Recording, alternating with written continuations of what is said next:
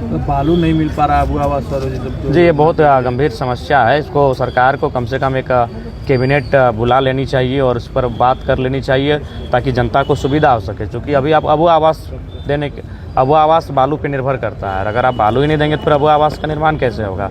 और इंसान को हम लोग आदिकाल से सुनते हैं रोटी, कुर्ता और मकान, 3 चीज़ें चाहिए, रोटी, कपड़ा और मकान। तो मकान हमारे उन 3 चीज़ों में से है, तो मकान कहीं ना कहीं बालू से उसका सीधा संपर्क है। तो ऐसे में सरकार को, और हमें लगता है कि जो सदन चलेगा 1 तारीख से, उसमें बालू प्रमुखता से उठेंगे।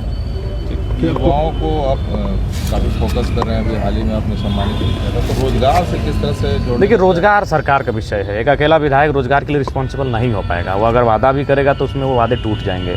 इसलिए विधायक के रूप में कोई रोजगार का वादा नहीं कर पाएगा। विधायक के रूप में वो कुछ नए चीज़ों का सृजन का बात कर सकता है, कोई नई चीज़ों को लाने का बात कर सकता है, कोई एक अलग तरीके से। तो उसके लिए उसको किसी का न किसी का सहयोग चाहिए, एनजीओ का सहयोग चाहिए, अन्य संस्थाओं का सहयोग चाहिए। एक विधायक के रूप में वो सीधा रोजगार पे बात नहीं कर सकता है। उसके लिए सरकार को सचेत होने की आवश्यकता है और सरकार को इस सत्र में उस विषय पर फोकस करने की आवश्यकता है। चुनाव आयोग ने जो पुनर्निरीक्षण की मांग कर, इस पर आपका क्या ये कर रही है काम?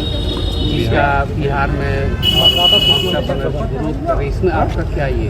देखिए, चूँकि बिहार का विषय है और बिहार को हम लोग अभी पूरे देश में करने का है।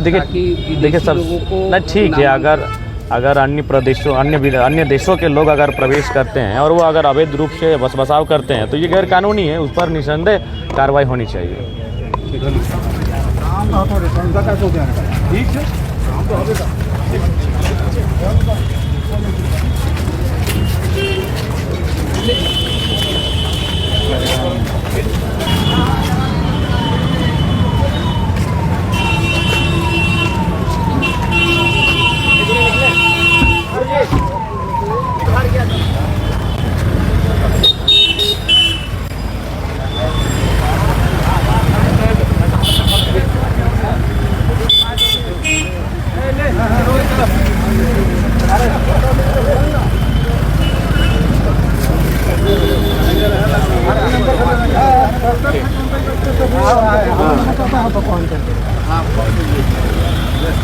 कर लेंगे।